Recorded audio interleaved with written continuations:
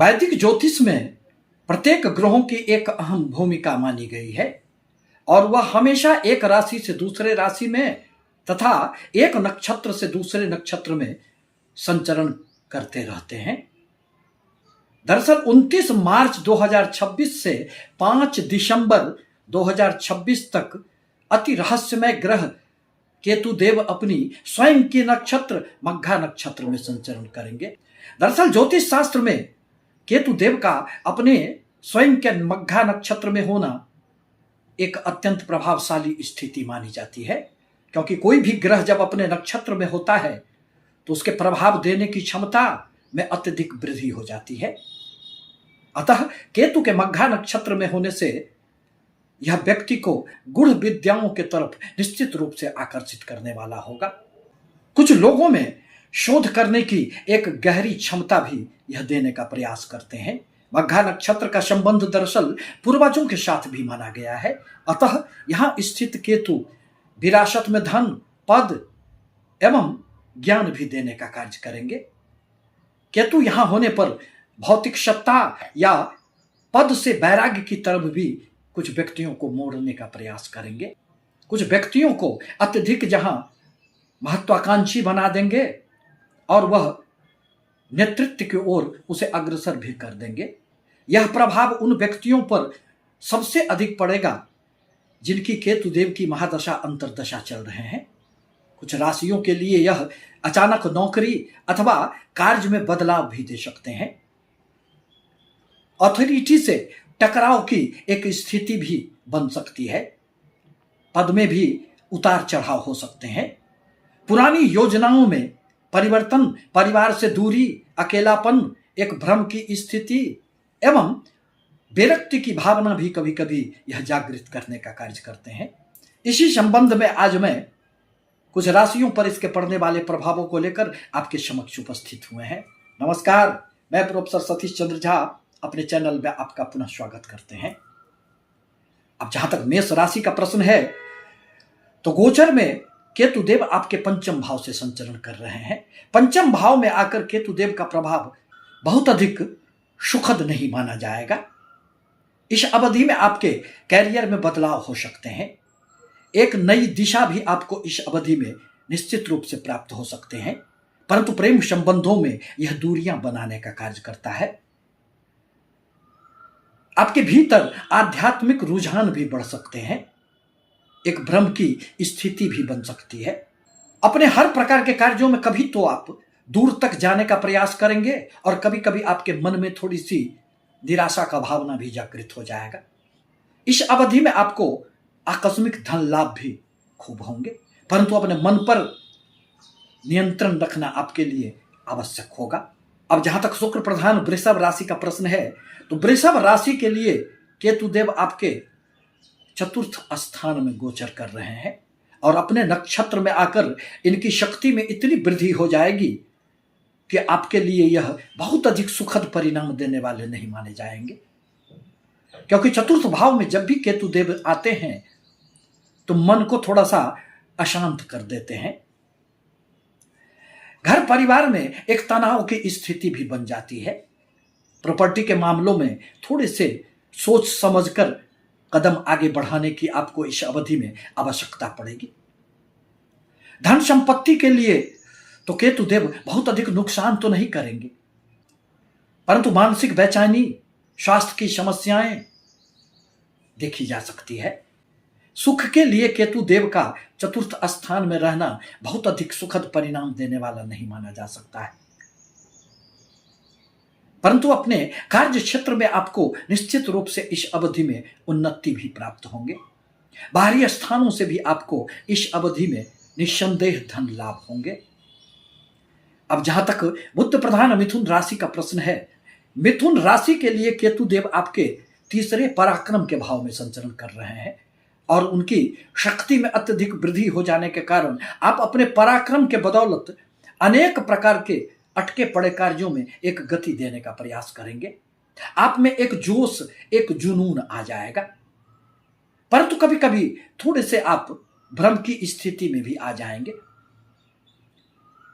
कार्यों में कभी कभी थोड़ी सी रुकावटें आ जाने से मन आपका अशांत हो सकता है।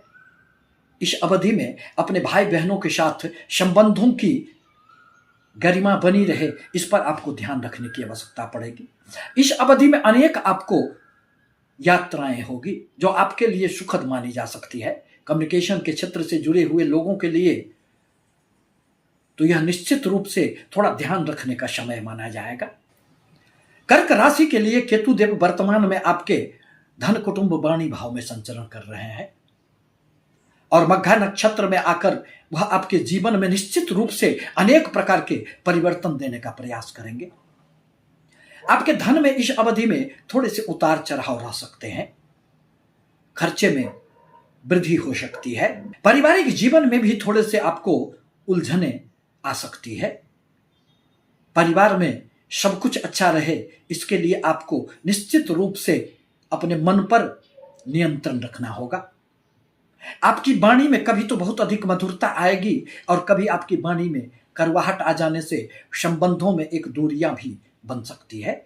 आकस्मिक रूप से आपको धन लाभ तो होंगे, परंतु व्यय की अधिकता के कारण कभी कभी आपका मन थोड़ा सा अशांत रह सकता है। मन में एक निराशा का भाव भी जागृत हो सकता है। सिंह राशि के लिए वर्तमान में केतु देव आपके राशि में आपके लग्न में ही संचरण कर रहे हैं। परिणामतः केतु देव के अपने मघा नक्षत्र में स्वयं के नक्षत्र में जाने से यदि सबसे अधिक प्रभाव पड़ेगा तो वह सिंह राशि पर ही पड़ने वाला है। आपके व्यक्तित्व में एक बड़ा परिवर्तन आ सकता है, एक बदलाव की स्थिति बनेगी। आपके भीतर जो एक अहंकार होती है उसका नाश हो सकता है, एक भ्रम की भी स्थिति बन जाएगी। परंतु आप इस अवधि में जो भी कार्य सोचेंगे उसे बिना पूरा किए हुए चैन से कहां बैठेंगे। यह समय आपके लिए एक उतार चढ़ाव भरा रह सकता है। दाम्पत्य जीवन में भी थोड़ी सी कठिनाइयां देखी जा सकती है, परंतु किसी ऊंचे पद प्रतिष्ठा का भी आपको इस अवधि में निश्चित रूप से लाभ मिल सकता है।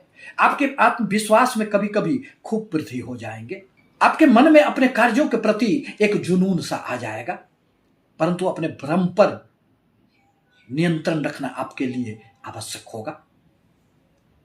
अब जहां तक कन्या राशि का प्रश्न है, तो कन्या राशि के लिए केतु देव वर्तमान में आपके द्वादश स्थान में सिंह राशि में संचरण कर रहे हैं, परंतु मघा नक्षत्र में स्वयं के नक्षत्र में आकर केतु देव अत्यधिक बलवान हो जाने से आपके जीवन में निश्चित रूप से इस अवधि में बहुत सारे परिवर्तन परिलक्षित होंगे। आप आध्यात्मिक, दार्शनिक एवं मोक्ष की ओर आपकी प्रवृत्ति इस अवधि में देखी जा सकती है। यह समय आपके आध्यात्मिक उन्नति का माना जाएगा। विदेश यात्रा अथवा विदेश में बसने का यही वह सुनहरा अवसर आपके लिए होगा। इस अवधि में आपके इनकम में, आमदनी में खूब वृद्धि हो सकते हैं। दरअसल केतु देव किसी भी भाव में आकर अप्स एंड डाउन की स्थिति पैदा कर देते हैं। साथ ही साथ यह जिस भाव में होते हैं उस भाव के प्रति मन में निराशा का भावना भी जागृत कर देते हैं। इस अवधि में कन्या राशि के लिए छठी इंद्री, सिक्स्थ सेंस अत्यधिक तेज हो जाएगा। परिणामतः किसी भी प्रकार की घटनाओं का पूर्वाभास आपको हो सकता है। मौज मस्ती अथवा शुभ कार्यों में इस अवधि में आपके धन भी खूब खर्चे होंगे। आपके भीतर आत्मचिंतन की प्रवृत्ति जागृत होगी एवं कभी कभी अकेलेपन आपको भाएगा। आप अकेले में रहकर इस दुनिया से परे की दुनिया की तरफ आकर्षित हो सकते हैं। धर्म के प्रति मन में एक जिज्ञासा जागृत होगी। अनेक प्रकार की कुछ यात्राएं भी इस अवधि में आपको हो सकती है, परंतु आवश्यक है कि जिनका भी केतु देव का प्रभाव बहुत अधिक सुखद नहीं होगा उनको कुत्ते को रोटी देनी चाहिए। भगवान गणेश की पूजा आराधना करने से केतु देव के दुष्प्रभावों में निश्चित रूप से कमियां आती है। केतु देव के मंत्र ओम कें केतवे नमः का यदि एक माला जाप किया जाए तो निश्चित रूप से केतु देव के दुष्प्रभावों में कमियां आएगी। आपसे निवेदन है कि हमारी बातें यदि आपके लिए थोड़ी भी उपयोगी हो तो आप हमारे चैनल को लाइक करें, सब्सक्राइब करें, शेयर करें, ताकि मैं अपने विचारों से सतत आपको अवगत कराता रहूं। धन्यवाद।